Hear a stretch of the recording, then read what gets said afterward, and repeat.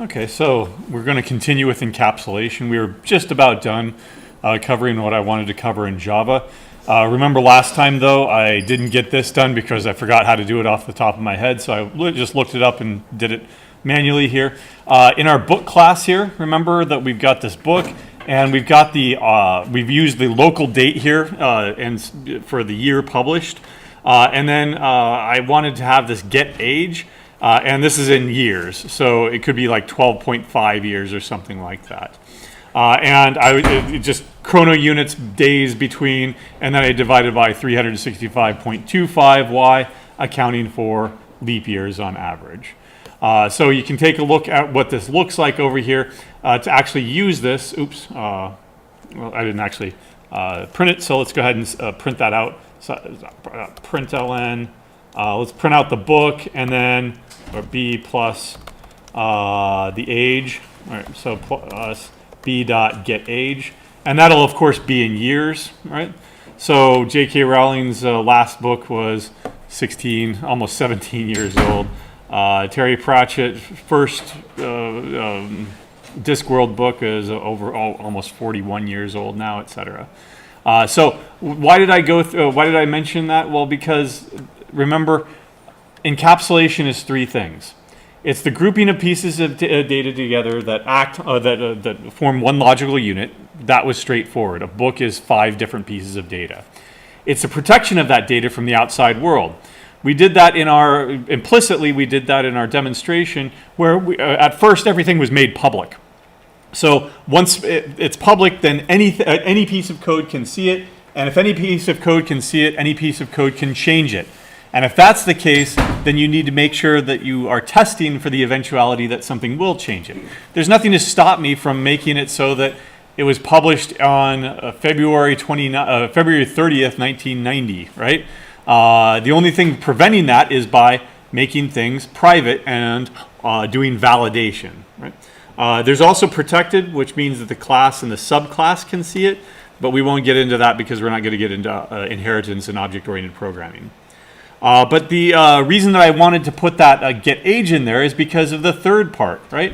The grouping of functionality that acts together on that data.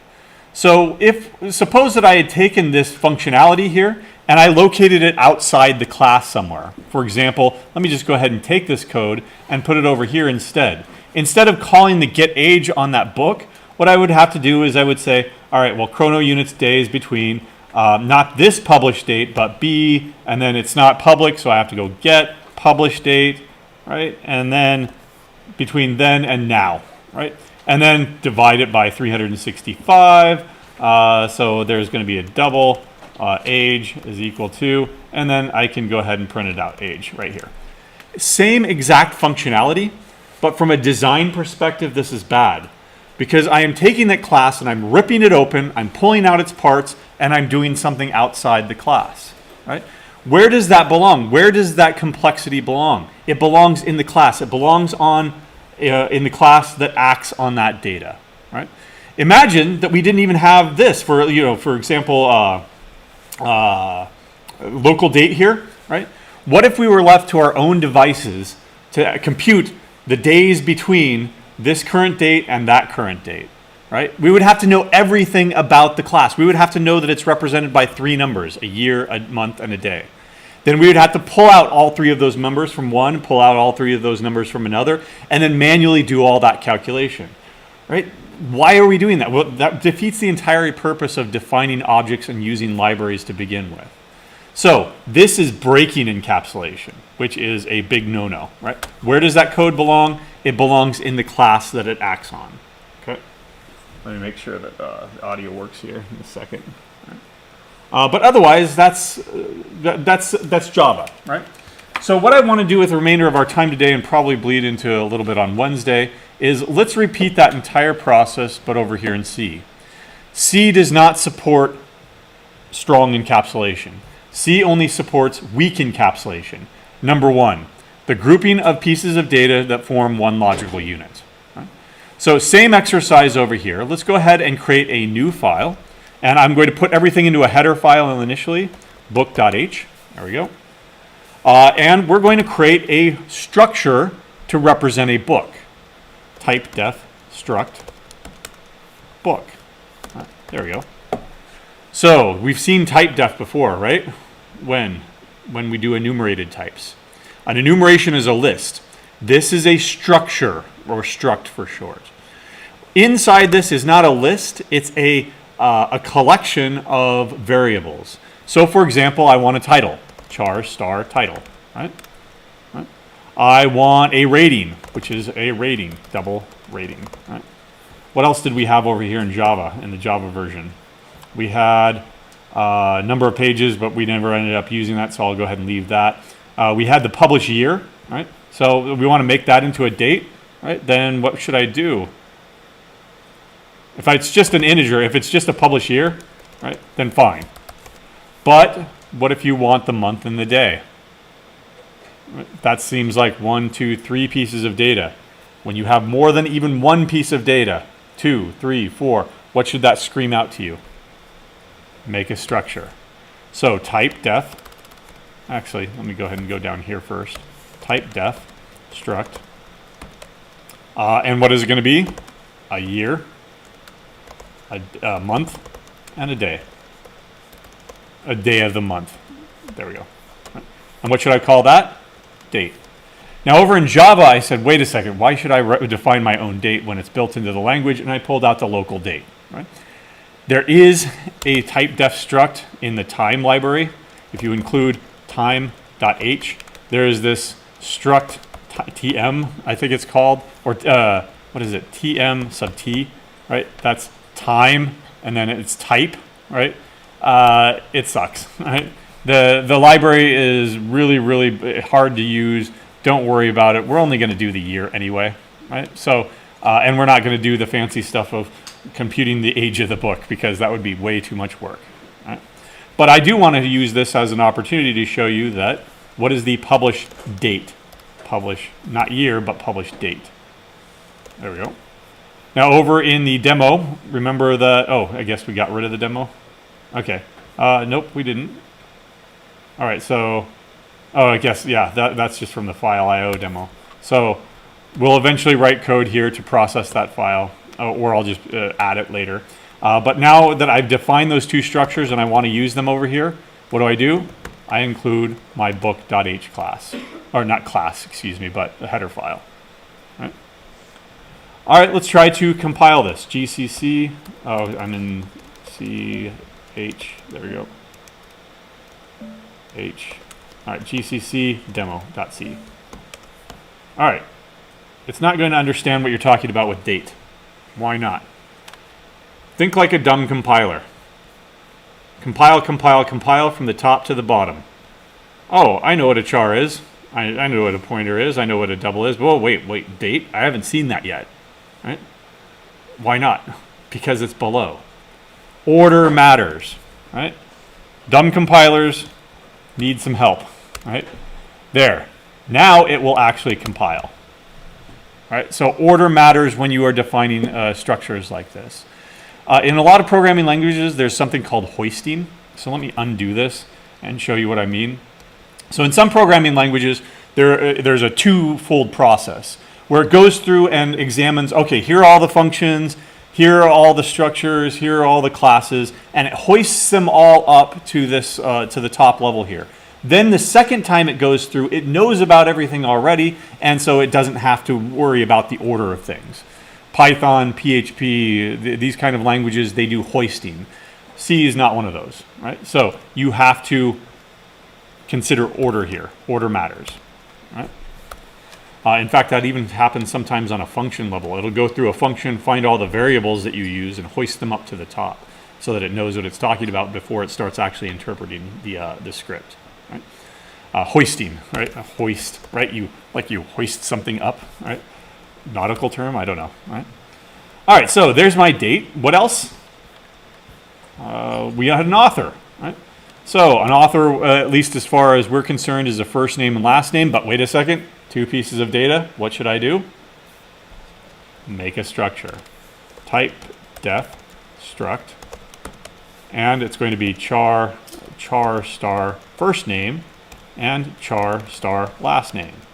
In fact, that's what an author is, but more generally, that's a person, right? So that goes to another fundamental piece of encapsulation, that once you've defined a unit like this, a unit of code, a person, you can reuse that everywhere, right? You might have an editor. Well, an editor is a person. You might have a bank account system, and well, that bank account system has an owner, right? So person, right? That could have the potential to be reused all over the place in multiple different systems, and that's why you define structures like this. Right? I'll go ahead and put it down here as a person, and make sure, and then I'll call the variable author. Right?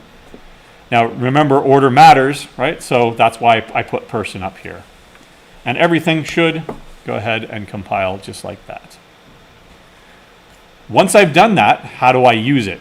Let's come over here and create just some test data here initially. All right, I want to create a book. Well, I want to create an integer. How do I do that? Int x. I want to create a book B. So how do I do that? Now that I've got my own type def, book B. All right, that's it. Now I have an instance of a book. Right? But if I were to print this out or access any of its information, then it wouldn't have any information in it because I haven't set it. I haven't set this book to anything in particular. Right? So how do we go about doing that? Well, the book I'm reading currently is Venus plus X. I'm going to have to look up the author because I don't know who it is. But title is equal to Venus plus X. Right, there we go. Same dot operator as Java. Right? And again, it's called the direct component selection operator, but we don't say that. We say dot. Why? Because it's a dot. Right? Most programming languages will do something like this. Can I do that with a string, though? If I did something like this, char star s is equal to Venus plus X, all right? Then yeah, that'll work. But like this, it's already been declared over here. Right? Let's try it. GCC. Oh, it will actually work, right? Okay, fine. But that's going to be a read-only. Technically, we want a read-only, but that's not really what we want here. All right. So if I have let's do it proper. If you want to assign a string in C, what do you need to do first? Make sure that you are calling malloc to set up enough memory for it. So size of char times, and then Venus plus X.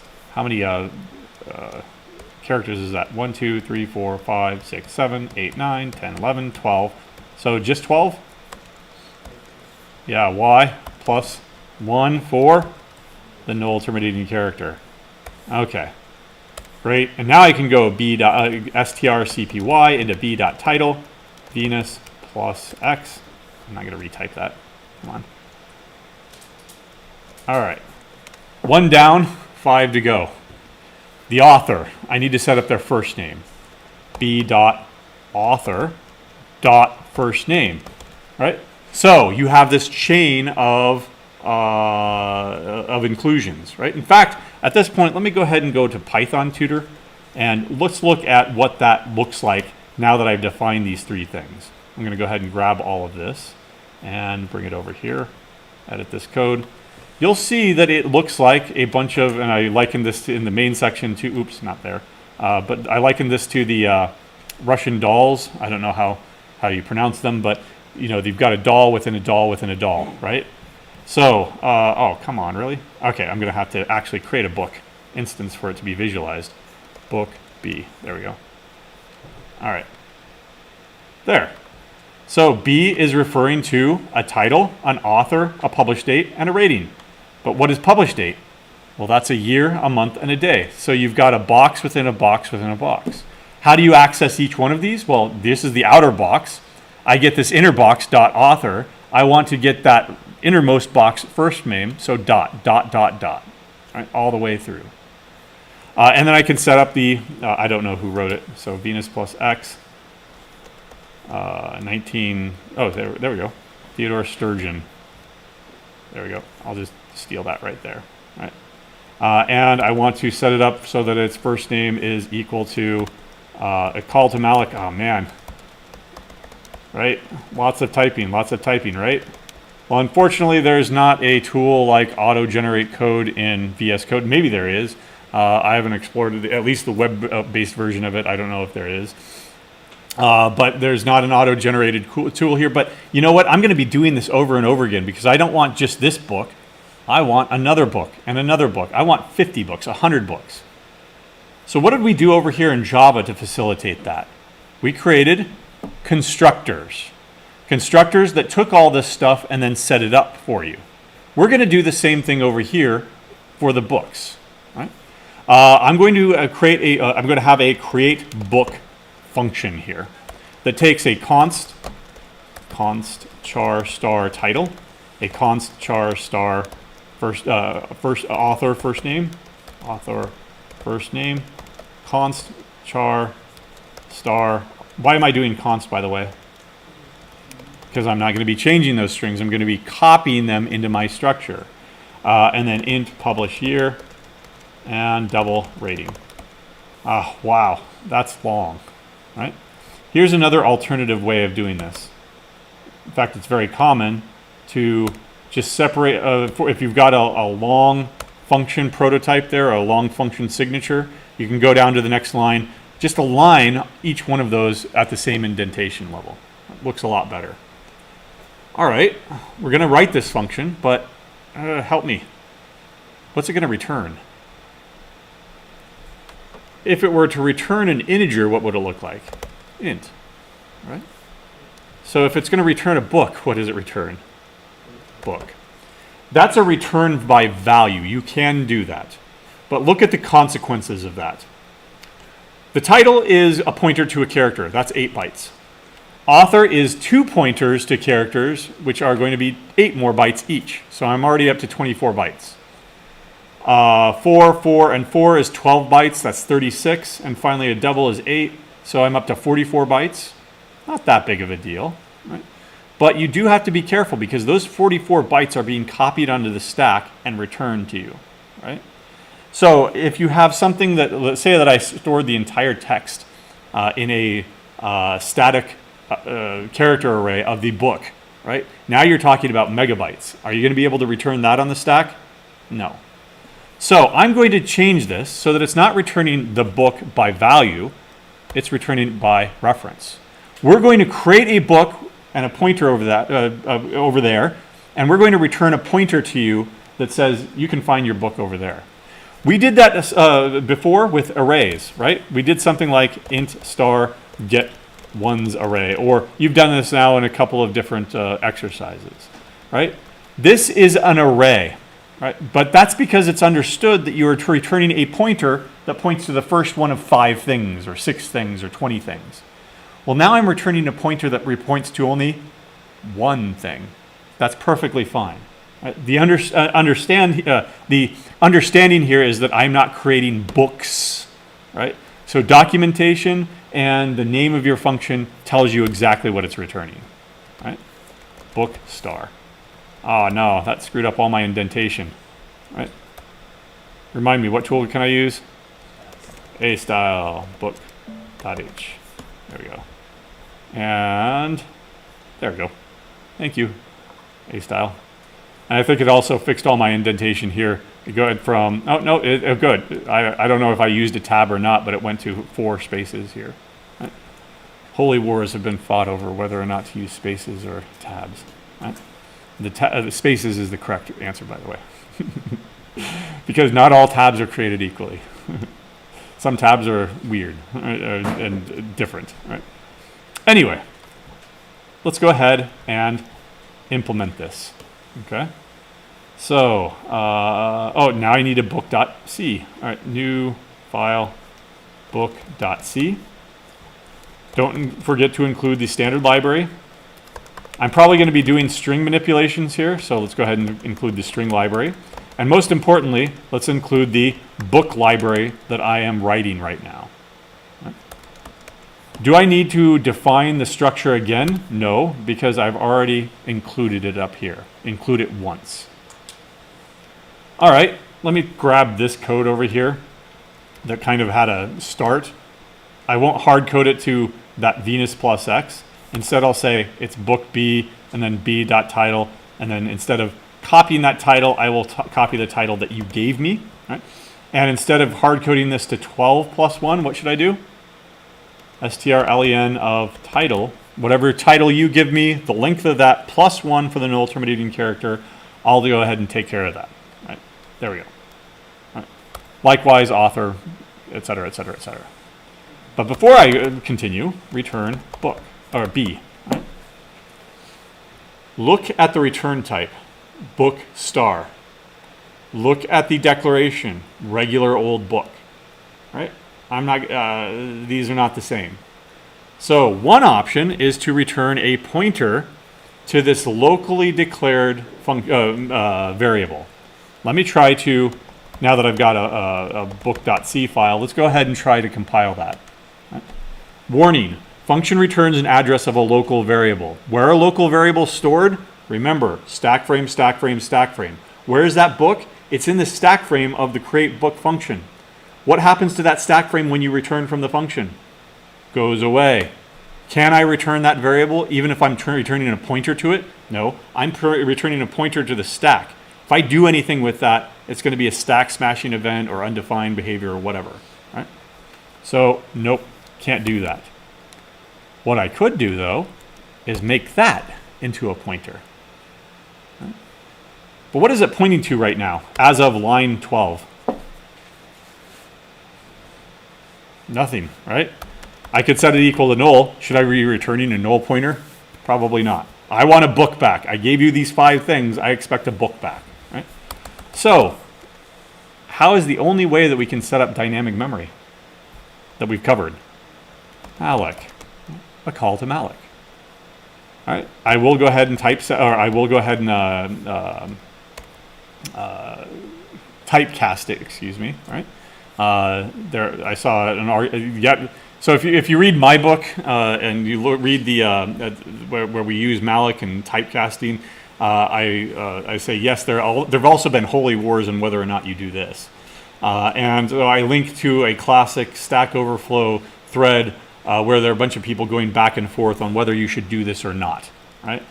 You don't have to do that, but I cover it like you have to, just because that's the way I've always done it. And if you look at the arguments through that thread, the arguments for this outweigh, at least in my opinion, outweigh those against it. Yeah? What's the difference if you do or don't typecasting? Typecasting, so putting on the devil's advocate, the other side's hat, typecasting hides potential bugs that could be caught by the compiler. And I don't buy that, because to do that you would have to have some really, really convoluted example where you've got a pointer to a pointer and then you dereference it back, and you're going back and forth. The argument for is if you don't, you cannot use a C++ compiler with this now. C++ will not allow this. I don't know, does it? Let's find out. Okay, well that's maybe if we finish this, I don't know. We'll find out. I'll go ahead and leave it off for now, and then we'll find out. Let me go ahead and get rid of this for a second. But let's go ahead and finish the malloc call so that it actually compiles, maybe with a warning. How many books do you want? One of them, right? How big is a book? Well, I already went through the process here, and I counted it all up, and I think I said 44 bytes, right? So, do you want 44 bytes? Is that the way to go about doing it? No. If you wanted an integer, 5 integers, it would be 5 times size of int, right? Well, it's not integers. What is it? It's a book, right? You can do this now. Now that you've defined your own types, all of the tools that you've used up to this point for integers, doubles, and chars, you can reuse those tools now. Right? And how many of them do you want? You just want one of them. Now, yeah, useless code, but I'll do that in the demonstration here to emphasize that we're doing one. Right? Now this should actually compile. Oh, well, how about extra? W extra. Blah, blah, blah, blah, blah. Unused. Nope. All right. So GCC won't allow G++. C book.c. There we go. The C++ compiler will not allow this. You can't do it. And that's why I've always done the explicit typecast here. Nuts to your potential bugs, hiding of bugs. Right? All right, so let's go ahead and restore that and try to compile it, and we'll see that we get a different error here. Right? This is now a pointer. Okay. So if you want to access this, what do you need to do? You need to change it into a regular old variable. B is a pointer variable. I need to change it into a regular old book. What do? Dereference it. Dereference it. Except that that won't work either. It still won't compile. Oops, sorry. G++. That's good enough. Right? So it's telling you the solution here. Ignore it for a second. The problem is that you've got the dot operator and you've got the dereferencing operator. These have different orders of precedence, just like plus or multiplication. Which one comes first? Which one has a higher order of precedence? Multiplication is done first, then addition in a left to right manner. The dereferencing, if that came first, then that would work, but it doesn't. The direct component selection operator happens first. So it's like this, like you never dereferenced it at all. Right? And that's why it doesn't work. So what do you need to do? You need to surround it in parentheses. That gets ugly. Always having to write parentheses, dereference, dot, so they gave you some syntactic sugar here. So what do we call, that's called the indirect component selection operator. But what does it look like? An arrow, therefore it's the arrow operator. Right? So if you have a pointer to a structure, use the thing that looks like a pointer. Right? If you have a regular old structure, use the dot operator. Question? Without that, is it trying to find the pointer of the dot title? Yeah, exactly. Yep. And it's not a pointer, so dereferencing it would give you a random memory address and a segmentation fault. Yep. Although it was an error, so it wasn't even compiling. Right. So there's the title. Do the same thing for the author's first name, except that B's author dot first name. There we go. B's author first name, and we need to copy in the author's first name. Right. So copy paste, copy paste, copy paste.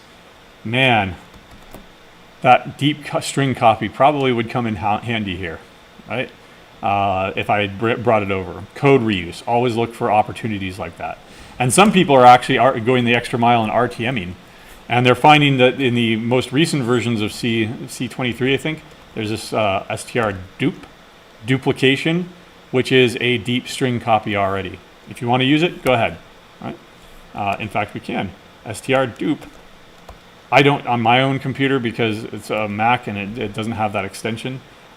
B author dot last name, author last name. There. Let's make sure that it compiles.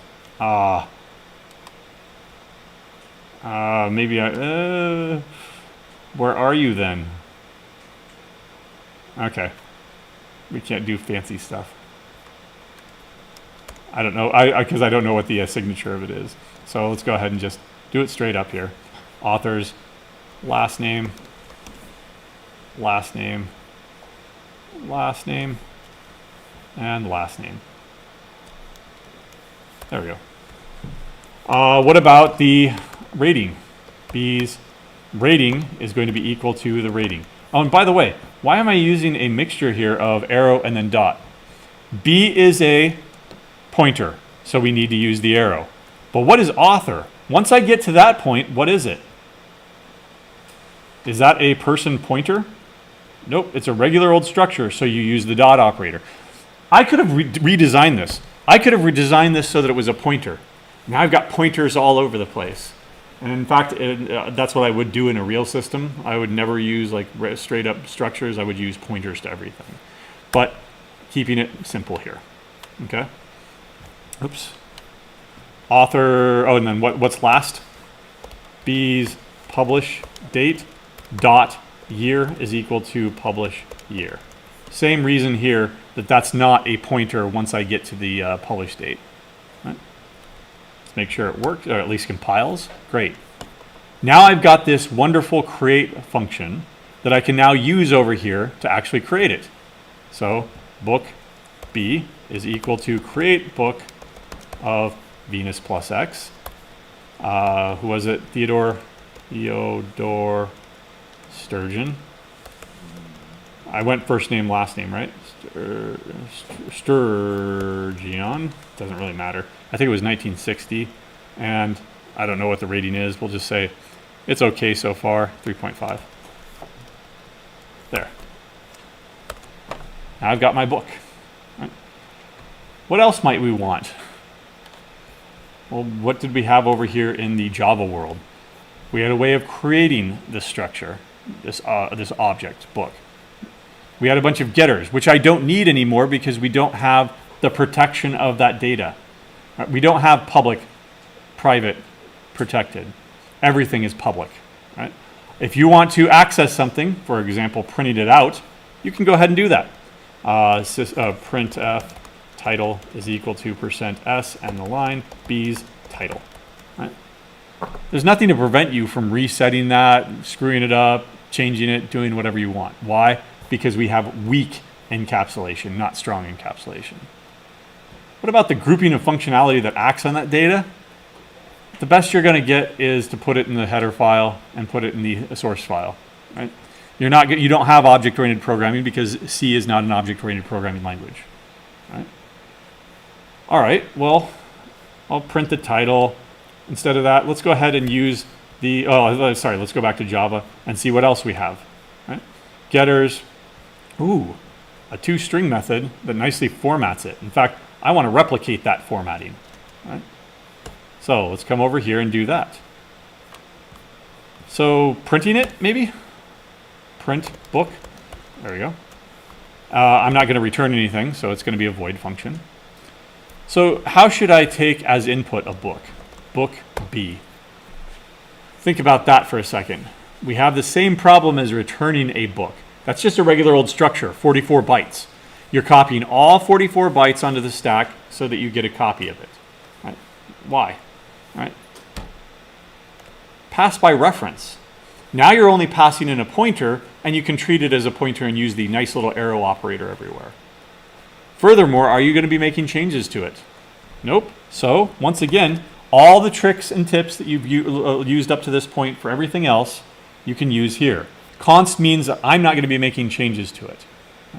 Now, normally we would treat this as a array. You gave me a whole bunch of books, right? Well, I would agree. It would be an array if I also told you that there were n of them, but I'm not. There's only one, right? Print this book, not print books, right? We can write that function later on if we want. Right? Let's go ahead and write this function for now, though. All right. Printf. In fact, I'm just going to steal this. There we go. There. I want the title, so B, dot or arrow. Which one? Arrow, because we have a pointer to the book. Right? Title. Right? The last name, comma, first name is what I want. Right? I did that differently with Java, so B author dot last name, B author dot first name. Right? And what did I do there? Rating? B's rating. There we go. All right. Come back over here and let's just print the book. Print book B. Let's compile everything together. GCC C of the book.c class file. Excuse me. Oh, printf. So once I'm doing something with I/O, what do I need to bring in? Include the standard input-output library. Right. Yeah. There we go. GCC.book.o object file that was created, along with demo.c. There, I've got Venus plus X, Sturgeon, Theodore, etc., etc. Can make it look nicer by going to the next line, I suppose. There. Except that over here in Java, did it actually print anything? No, it just gave you a string representation and then you decided what to do with it. To print it out to the standard output, to print it to a file, to print it to a socket because you're going to send it over a network, so to another computer. Right? So let's come back over here and rethink this print function. I want an actual toString function, something that will give me a string representation of the book so that I can then print it out. That's another function. So it's going to give me a string representation of a book toString. Right? Why am I not calling it toString over here? With strong encapsulation, this toString method, where is it? It's in the book class. It belongs to the book class. What about the author class? It had a toString method, right? But it was in the author class. I can have two functions named toString as long as they're in completely different classes. Can I do that over here in C? Nope. That's why I have absolute value, fabs, labs, right? Having to name everything something completely different. So I'll prepend this with book toString. There we go. And it's going to be the same as over here. All right. And let's implement this. All right. Ideas. I want this formatting. Sometimes it's going to be 40, right? But if it's a short title here, it's going to be exactly 40, right? Other times it'll have a really long title and it'll go over 40. Right? So how big of a string do I need? I need to start doing some calculations. The string length of B, right? Title, right? Plus, well, that space, that comma, that space, all that punctuation, etc., and B, the string length of B's author dot last name plus. Right? Again, the unbearable sorrow of typing. I'm going to show you a better way. I'm going to create a static string here that's not too big, but big enough. Char temp. Right, emphasizing that it's a temporary string here. 1,000. 1,000 bytes on the stack. Right? That's a risk, but it's a risk. It's a manageable risk. 1,000 bytes isn't going to break the bank. And so when it returns, that goes away. I cannot return temp. Right? Instead, what I'm going to have to do is dynamically create a string. Okay? But why did I create this temporary thing that is big enough? Because now I can use the exact same thing down here, but instead of printing to the standard output, I can print to a string and print it to temp. After I'm done with that, I know exactly how long that string is because sprintf took care of it for me. Right? Int n is equal to strlen of temp. And that's the size that I need to create. Char result is equal to a call to malloc, size of char times n plus 1. Right? Now there's really no reason to create this variable here, so I'll go ahead and just replace it and get rid of that line. Fewer lines of code is generally better, right? You've got to go into that Goldilocks zone. Have we talked about the Goldilocks zone before? Not too hot, not too cold, just right. So your code should not be too short, it should not be too long, it should be just right. Right? And what that is, that's where you debate with somebody about it. Right? Return result. But before I do, I've got to copy it. strcpy into result temp. You see that little trick there? I didn't have to do all that math. Because what happens if I want to come back and I want to change the formatting? I have to redo all the math. Right? Instead, I'm just going to put it into a string that is big enough, temporarily print it, then copy the final values to return them. Do I have to free temp? Here's a review. Where is that located? On the stack. The stack frame gets popped off. In fact, this will be a stack smashing event if I do that. Right? I don't know. Can I? Let's see if that. Yeah, it detected it. Warning: free called an unallocated object. Don't do that. You're going to have a stack smashing event, and so it's warning me about that. Is Yeah, because you're trying to free up your own stack frame. I want to delete myself in a way. No, don't do that. All right, so that has me rethinking this one down here. DRY principle, don't repeat yourself. I've got printf there, I've got sprintf there.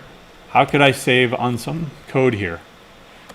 Char star s is equal to book to string of b, and then I could go printf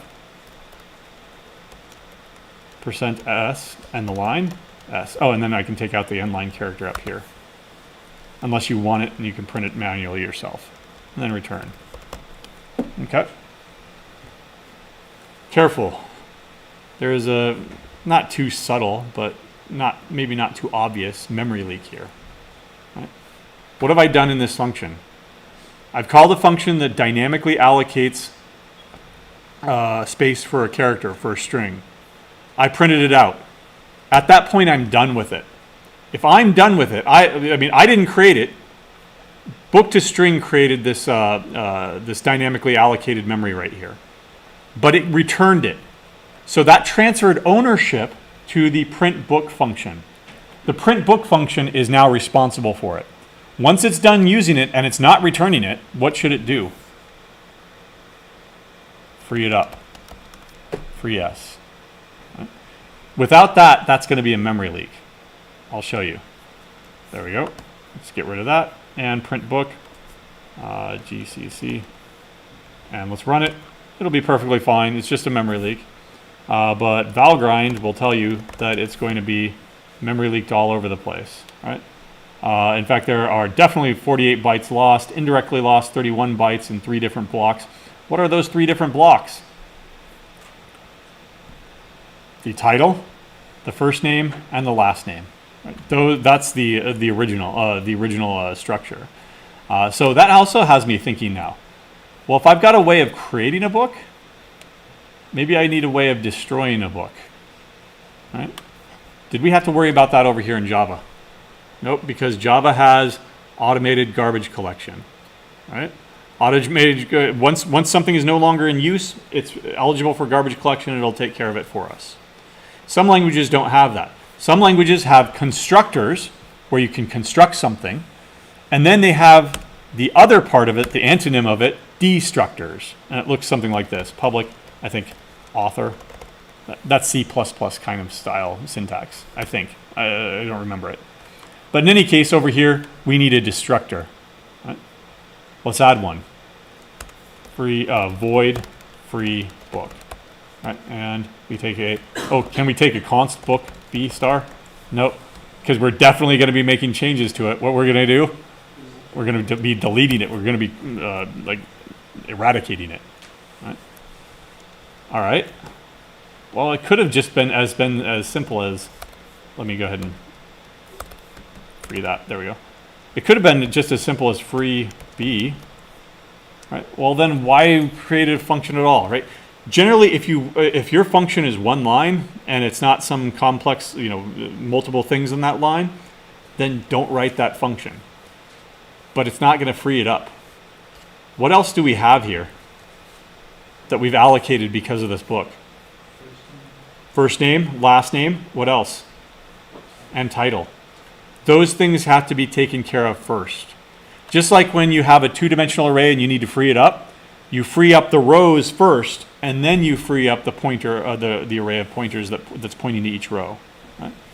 So let's go ahead and free B title, right? Free B author dot first name, and then author last name.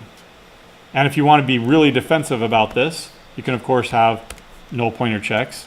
If B title is not equal to null, then free it. I won't do that for all of them.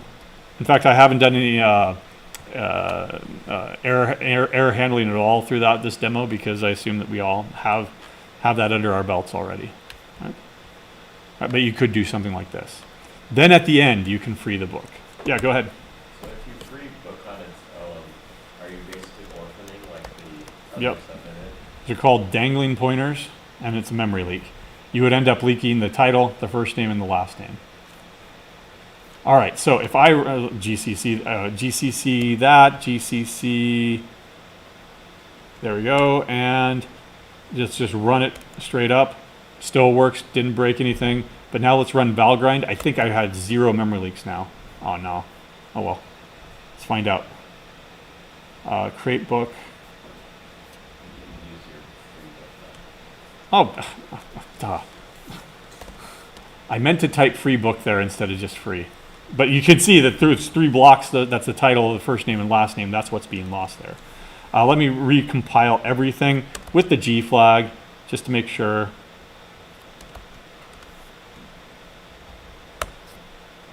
Yeah, no memory leaks at all. Right? So I've got the same basic structures here. I've got a way to create books. I've got a way to convert it to a string so I can print it out. I've got a way to free books up, print them, etc., right? I've got a whole bunch. I've got the start of a structure and all of its ancillary methods and functions that I can use to start answering some questions about my actual book data. What's the best book? Find all the books by Sturgeon. Find all the books by somebody, right? Find all the books before 1970, right? Question? No? No? Okay.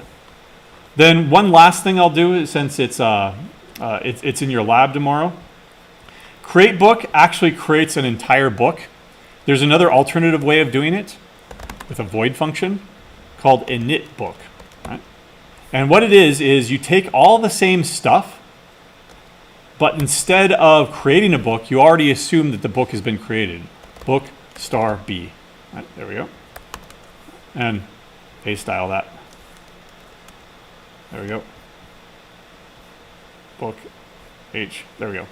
So the book has already been created. I made it non-const because we're going to change it. It's the same basic function, but instead of that one line where you create it, you just do everything else, right? Because it's already been created for you. Init is short for initialize. Right? So I'm going to cut, paste this, and change it to void init book, and you take a book by reference. I'll clean that up later. Right? And instead of this, it's already been created. So you don't return anything. One advantage to that is, well, if you don't want to make it into a void function, you can now make it into an int function, and you can do error checking. Right? Not only that, but lots of repeated code, lots of repeated code. Let's not do all that repeated code. Right? Let's call init book on B and all that other stuff. Title, author, first name, author, last name, publish year, rating, etc. Right? Exactly like we did over here, by the way, exact same pattern. We had one general constructor. Let's see, wait, what else? In the author class, I guess. We had one general constructor, this one right here, that took everything. But we also had this other more specific constructor that only had the first name and last name and handed those off to this other constructor. So I didn't have that repeated code everywhere. I only ever did my constructor in one function. Function calls function, constructor calls constructor, calls constructor.